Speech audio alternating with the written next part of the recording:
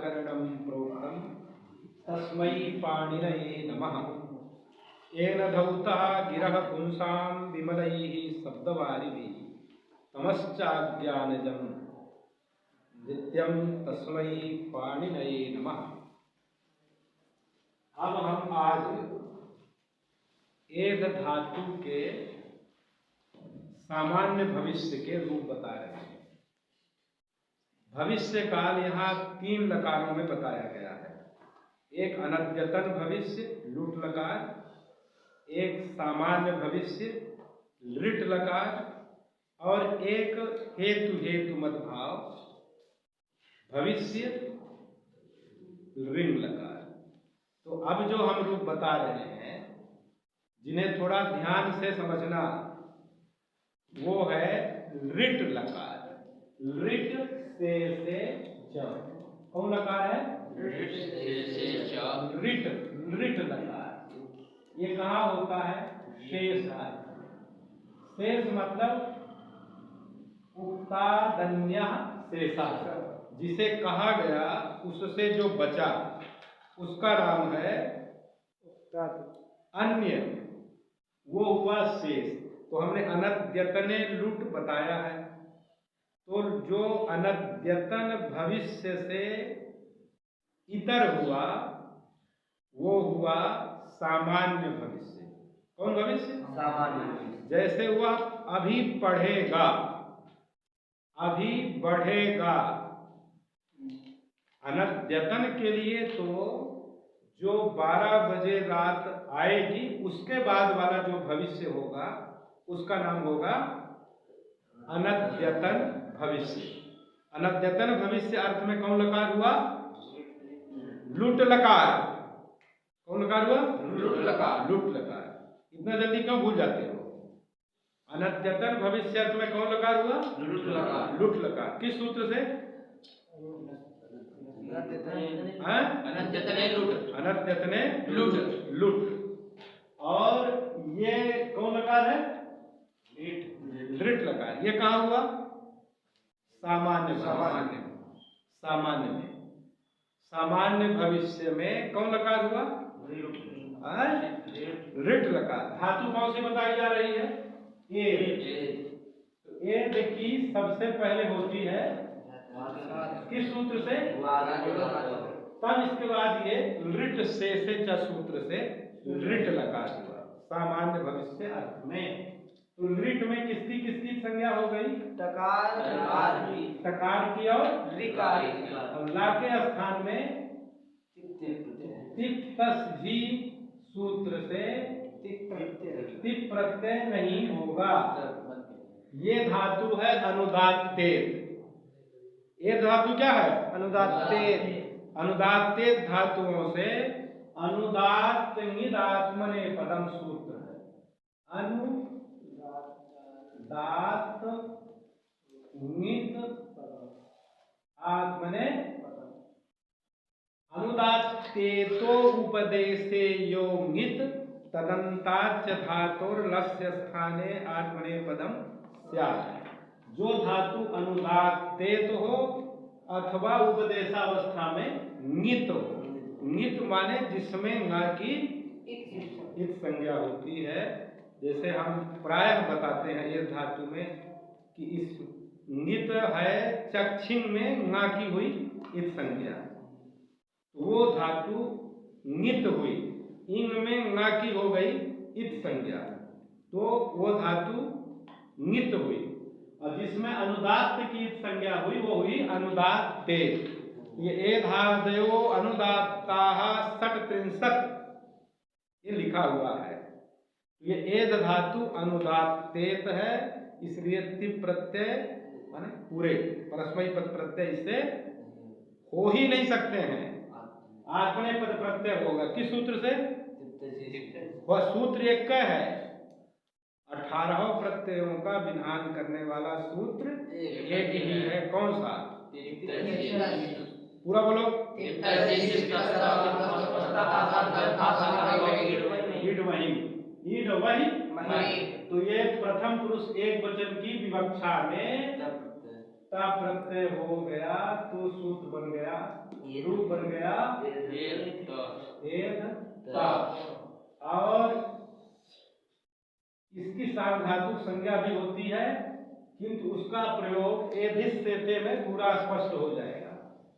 और यहाँ कर्तरी शब्द नहीं होता है, क्योंकि उसका अपवाद है तासी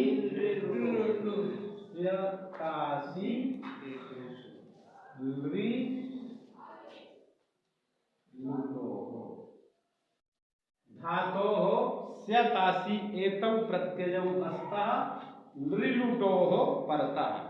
तो यहाँ क्या परे है? लृ परे है कि लुट परे है?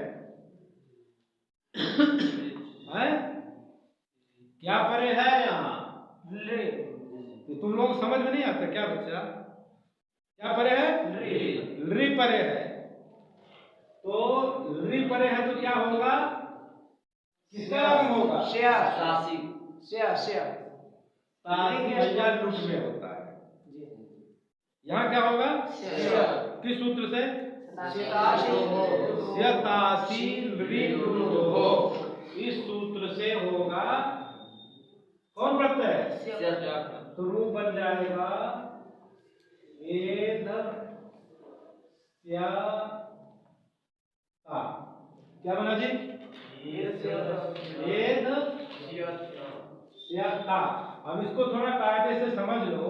पहला रूप है ये, तो अब ये स्या की हो जाएगी कौन संज्ञा? आर्ध धातु। किस सूत्र से? आर्ध धातुकम शेषः। इस सूत्र से कौन संज्ञा हो गई? किसकी? काहे? क्योंकि इसके पहले वाला सूत्र है तिंसित सार्वधातुकम। तिंग और सित जो धातु के अधिकार में कहे गए उनकी होती है सार्वधातुक संज्ञा, और उनसे जो भिन्न हुआ किससे? तिंग और वही शेष कहलाएगा, तो उसकी हो गई आर्ध धातुक संज्ञा। तो ये जो स्या है, स्या प्रत्यय, ये तिंग भी नहीं है और शित भी नहीं है। समझ गए? तो ये धातु के अधिकार में है, धातु से विहित भी है, तो यहाँ स्या की हो गई आर्ध धातुक संज्ञा। स्या का क्या नाम हो गया? आर्ध धातुक। अर्थात इससे आर्धातुक निमित्तक कार्य होंगे, है ना? आर्धातुक संज्ञा कर देने से। तो आर्धातुक संज्ञा का फल है आर्ध धातुक से आर्ध धातु कस्सेड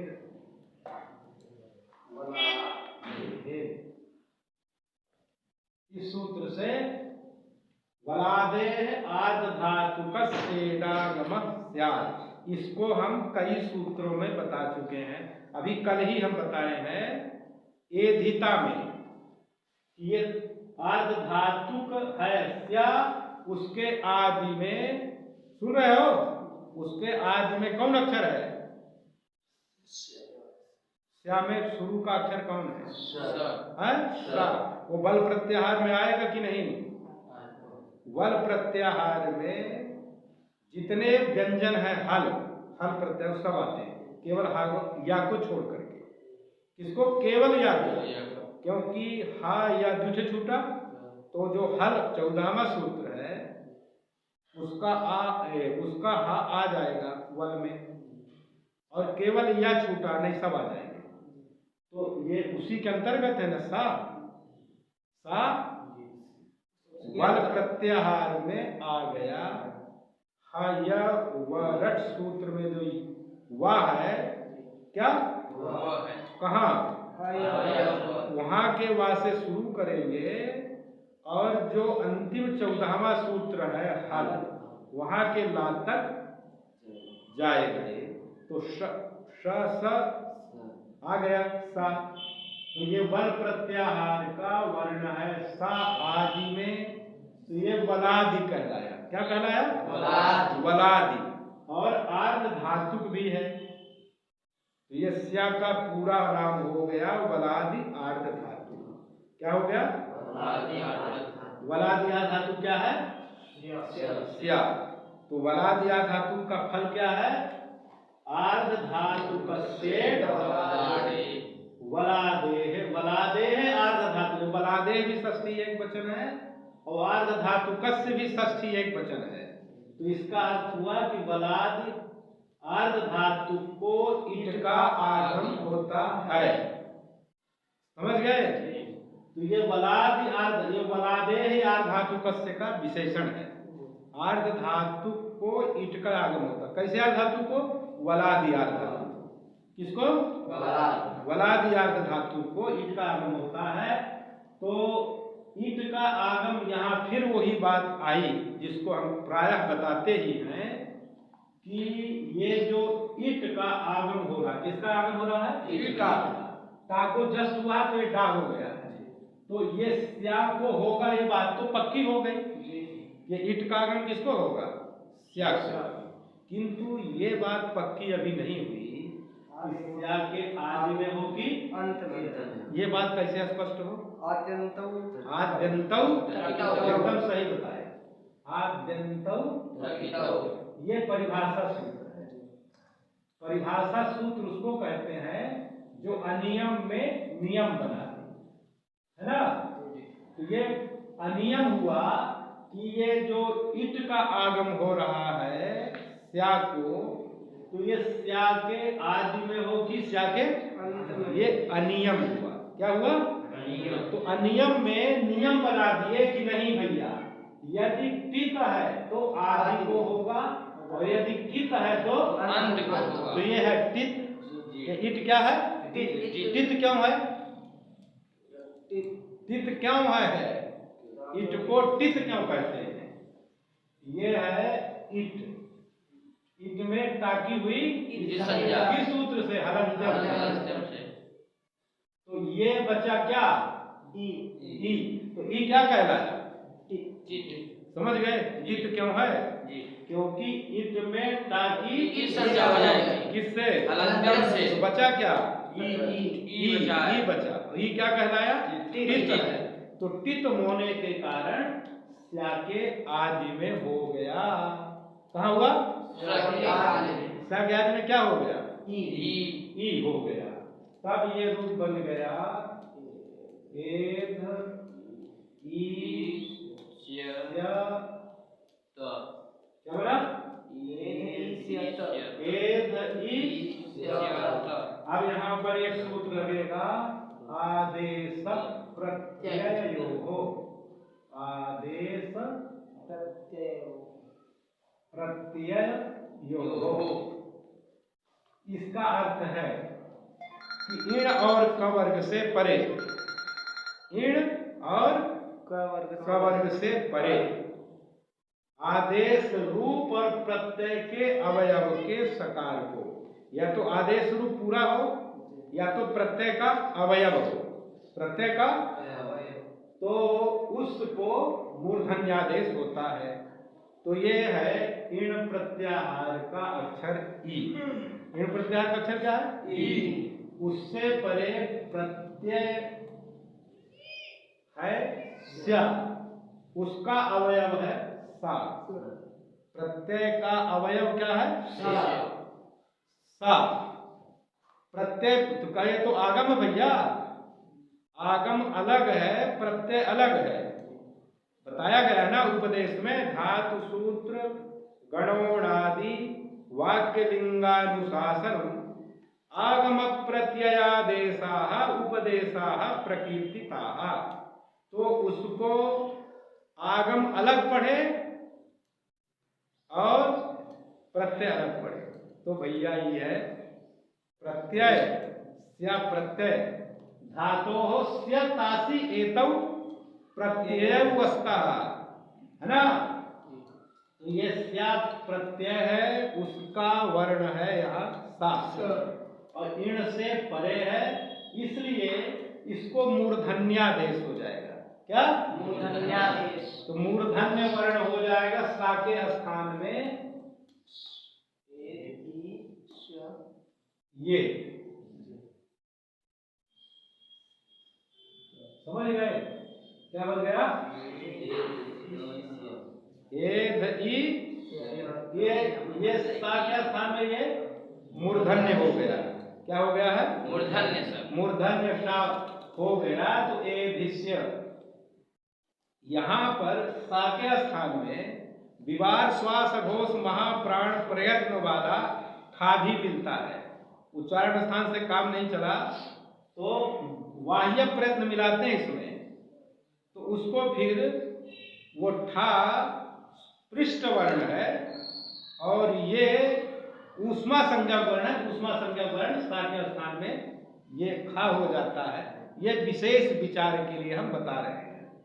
अब यहाँ पर एक सूत्र लग जाएगा, तित आत्मने पदानाम तितोलस्य आत्मने पदानाम तेरेत्वम स्यात्। तित आत्मने पदानाम तित आत्मने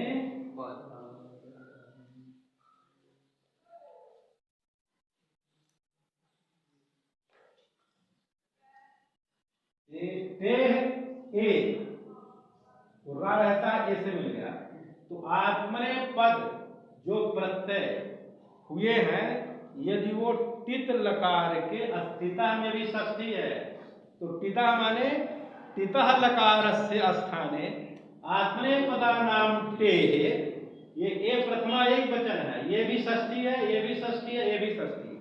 षष्ठी माने विभक्ति, तो टित लकार है, ये लिट लकार।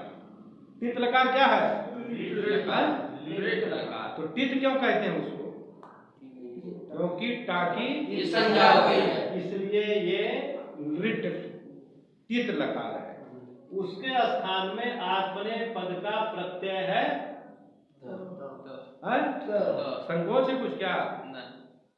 टित लकार है लिट। अच्छा, रिंग लकार टित है कि नहीं? रिंग लकार है क्या है?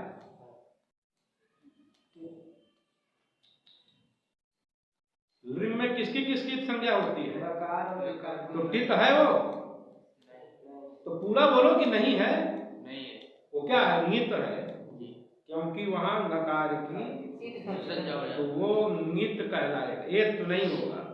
लंग लिंग लुंग लिंग ये चार लकार नित है, तो और 6 लकार टित है, तो यहाँ टित लकार हो गया लिट, उसके स्थान में आत्मने पद प्रत्यय हो गया ता। ता में टी संज्ञा किसकी होगी? टी संज्ञा करने वाला सूत्र है अचो। ये सूत्रों की वृत्ति यदि किसी को न याद हो कायदे से तो याद कर लेना, नहीं हम पूछेंगे, रोज रोज पूछते हैं, तुम लोग बताते नहीं हो। तो अंत अच है ता में, वह किसके आदि में है? किसी के आदि में, अपने ही आदि में, वही हइया है ना? तो ये आ की हो जाती है टी संज्ञा। आ की कौन संज्ञा हुई? टी संज्ञा। तो आ की जब टी संज्ञा हो गई तो उसी आ के स्थान में हो गया ए। किससे? बन गया पे। अब इसको हम मिला दे रहे हैं, धा मिल गया ई से, तो ए धी बन गए। अच्छी तरह से बन जाएगा कि नहीं? अच्छा, अब इसी की तरह इसको फिर यहां अब अंतर केवल ता की जगह पर होता है आताम प्रत्यय। कौन प्रत्यय? आताम प्रत्यय। आताम से सभी कार्य वही। तो ये देखिए हो गई धातु संज्ञा, लिट लकार जी से ला के स्थान में कौन प्रत्यय हो गया? आताम। प्रथम पुरुष द्विवचन की विवक्षा में कौन प्रत्यय हुआ? आताम। आताम की हो गई सार्वधातुक संज्ञा, और शताशील विरुद्धों से स्या हो गया एत स्या आताम। स्या की धातु संज्ञा ईट का आगम एध ई स्या आताम है, एध ई स्या आताम।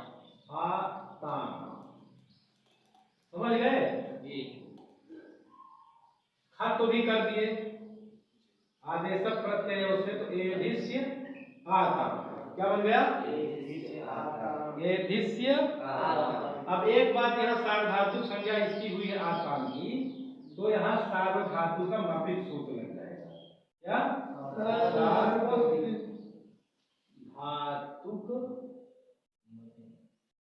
मपित अपित सार्वधातुकम निधवत स्यात्। ये पित भिन्न है। पित भिन्न का मतलब ये है कि जहाँ पा की इत संज्ञा होती है उसको कहते हैं पित। उसको क्या कहेंगे? तो यहाँ आताम में कहीं पा की इत संज्ञा इसलिए यह पित भिन्न है, उसी को कहते हैं अपित। और सार्वधातुक भी है। क्या है? सार्वधातुक। इस आताम की सार्वधातुक संज्ञा भी हुई है। किस सूत्र से? सार्वधातुक।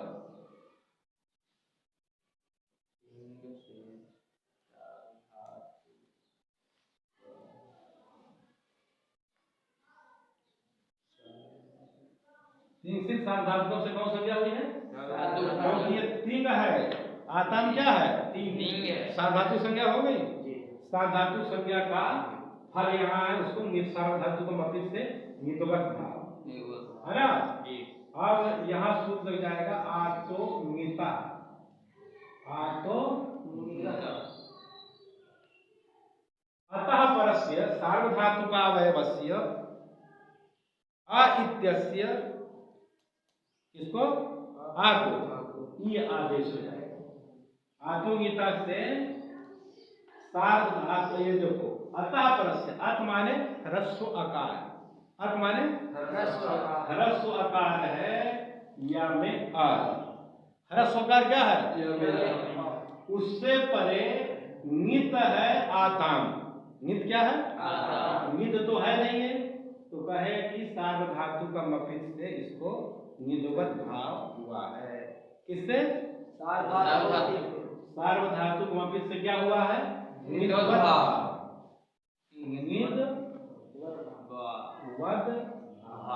माने इसको नित की तरह कर दिया गया। इसको आताम को, क्योंकि यह अपित सार्वधातुक है। बिल्कुल है बहुत सरल, लेकिन यदि ध्यान नहीं दोगे तो ये बहुत पहाड़ हो जाएगा। ध्यान दे दोगे तो एकदम ये धूल। क्या क्या लिखे हो? ठीक है, इसमें नहीं सुनाई पड़ रहा ना? हाँ ठीक है, ये सही है। निधवत भाव हो गया। अब ये अत से परे नित है आताम, उसका जो आ है उस आ के स्थान में हो गया ये आ गया। किसके स्थान में? नहीं, केवल आ के स्थान में। यहाँ आ के स्थान में क्या हो गया? किस सूत्र से? इससे क्या हुआ है? ये आदेश किसके स्थान में? आके स्थान में ये आदेश हुआ है। अब क्या बचा? है बहुत बढ़िया। क्या बच गया? ताम है ना जी। ये आदेश किसके स्थान में हुआ है? आके। किस सूत्र से? आत्मगीता से। क्या हुआ? नित तो है नहीं आता। हाँ सही।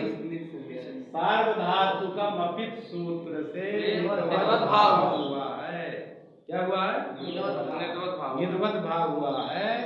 इसलिए इसको नित का आकार मान लिए, ये आदेश हो गया। अब ये ताम जो है, क्या ताम में टी संज्ञा किसकी होगी ये समझ लो। टी संज्ञा करने वाला सूत्र कौन है? टी संज्ञा करने वाला कौन सूत्र है? अचोन्त्यादि टी। इसमें भी समझ लो। देखो ताम में अच का अक्षर केवल एक ही है। कौन? आ में वह किसके आदि में है? एकदम सही। तो मतलब मिला के ये समुदाय हुआ आम। क्या हुआ? आम हुआ। तो आम के स्थान में चित आत्मने पदानाम तेरे से एक तो एक तो हो क्या जाएगा। हो जाएगा? एक तो। आदेश। किसके स्थान में? आम आम के स्थान आम के आदेश में आम के स्थान में एक। ये देखो ता को हमने हल कर दिया जी। और आम के स्थान में एक है। ये आदेश हो। ये आदेश हो गया। तो क्या बन गया? एधिस्य ईयत ए। ता को मिला दो ए से। ए से क्या बन गया? ते। एधिस्य ईयत ए।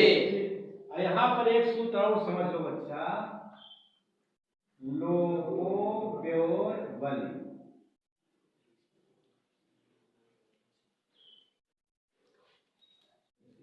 ये है व्योह माने वकार यकारयो वलि परे लोपा। इस सूत्र में पूरा है, अपने में कहीं अनुवृत्ति की जरूरत नहीं। वलि परे व्योह लोपा। वल प्रत्याहार का अक्षर परे है यहाँ पर ता, है ना जी। यहाँ वा है कि या है? यहाँ है या।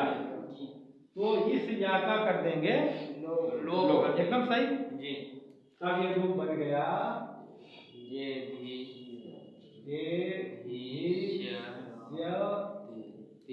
नहीं हो एधिस्य ईयते। ई या रहेगा क्या? ईते। एधिस्य ई ते। इतना हो गया? जी। बन गया सही कि नहीं? जी। एधिस्य ईते बन गया।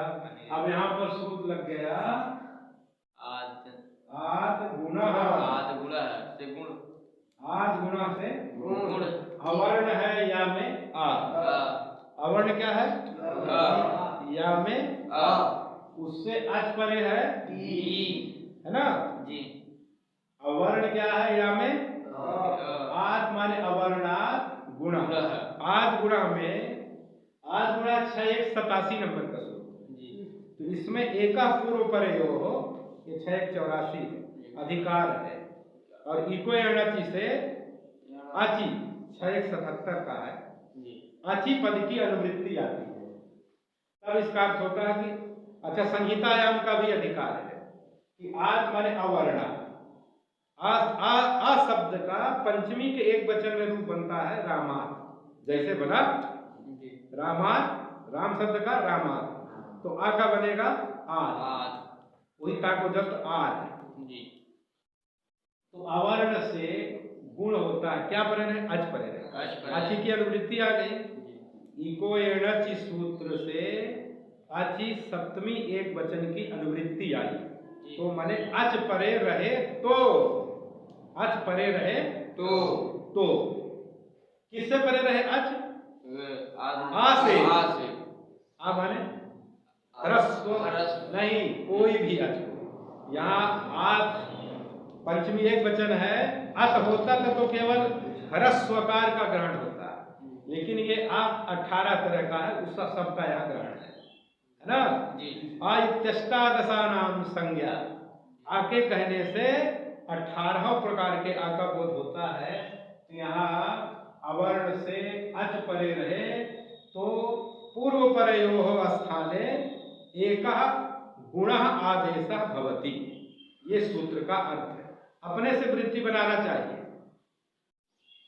आद अवर्णात् अचि परे पूर्व परयोः स्थाने एकः गुण आदेशः स्यात् कहो चाहे भवति कहो। तो देखो यहाँ अवर्ण हो गया या में आ, उससे अच परे हो गया ई।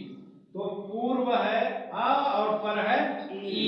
इन दोनों के स्थान में एक आदेश होगा। दोनों के स्थान में एक आदेश होगा। तो कौन हो भैया? गुण होगा। आदेश में क्या होगा? गुण होगा। अब गुण संज्ञा होती है 3 अक्षरों की। किसकी? आ ए ओ। किस सूत्र से गुण संज्ञा होती है? आद गुणा से। एंग ये प्रत्याहार है और अक माने है ह्रस्व अकार। इसको मिला देंगे तो ये रूप बन जाएगा अदेन गुणा। गुणा। अत माने ह्रस्व आकार और एंग माने एको। इन 3 की गुण संज्ञा होती है। गुण संज्ञा को थोड़ा बढ़िया ढंग से यहाँ भी समझ लो। तो इन तीनों में से, क्योंकि गुण के कहने से तीन का बोध होता है, जी। व्याकरण शास्त्र में गुण का ग्रहण तीन वर्णों से होता है। ये भी गुण है, ये भी गुण है, ये भी गुण है। क्योंकि हर शास्त्र में संज्ञाएं बड़ी महत्वपूर्ण है, तो गुण संज्ञा केवल तीन अक्षरों की होती है। जैसे साहित्य में गुण कहेंगे तो वहां तीन का ग्रहण होगा, ओज प्रसाद माधुर्य। तर्क संग्रह में न्याय वैशेषिक में गुण कहेंगे तो गुण के कितने भेद हैं? तर्क संग्रह में गुण के कितने भेद हैं? चतुर्विंशति गुण इत्यादि, है ना। अब जैसे वेदांत आदि में गुण कहेंगे तो वहां तीन का ग्रहण होगा, सत्व रज तम। यहाँ गुण कहेंगे व्याकरण शास्त्र में तो गुण के कहने से तीन का ग्रहण होगा, आ ए ओ। तो ये बात तो पक्की हो गई कि आ ए ओ यही होंगे, लेकिन होगा एक, होगा एक होगा। तो एक कौन हो ये बात अभी निश्चित नहीं है। तो एक कौन होगा तो इसके लिए बता दिए कि स्थाने अंतरतम प्रसंगे सति सदृशतम आदेश भवति। जहां अनेक आदेश प्राप्त हो, क्या हो? जहां अनेक आदेश उपस्थित हो, उनका प्रसंग हो। तो यहां देखो अनेक आदेश है, अनेक आदेश क्या है? आ ए ओ। कौन है अनेक आदेश? आ ए ओ। आ ए ओ। तो इन तीनों में से कौन हो तो कहे जो स्थान के अत्यंत सादृश्य हो। स्थान में जिसके स्थान में आदेश करना है ना, स्थानीय का मतलब है। तो सादृश्य चार तरह का बताया गया। सादृश्य कितने तरह का? चार। स्थानकृत, अर्थकृत, गुणकृत और प्रमाणकृत, है ना। तो फिर वहां एक परिभाषा अलग से है, परिभाषा तो शेखर में है, यत्रानेक विधमांतरियम तत्र स्थानत आंतरियम बलीयः। नपुंसकलिंग है बलीयः। जहां अनेक तरह का आंतर्य हो, सादृश्य हो, वहां स्थानकृत सादृश्य बलवान होता है। तो यहाँ स्थानकृत सादृश्य मतलब कि स्थान मिलाएंगे, क्या स्थान मिलाएंगे? किसका किसका? आ का उच्चारण स्थान क्या है? कंठ। कंठ। अकु विसर्जनीय नाम कंठ। कंठ हो गया। और ई का क्या है? ताल।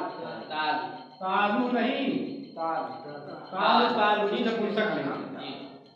तो कंठ तालु उच्चारण स्थान वाला आ ए ओ में कौन सा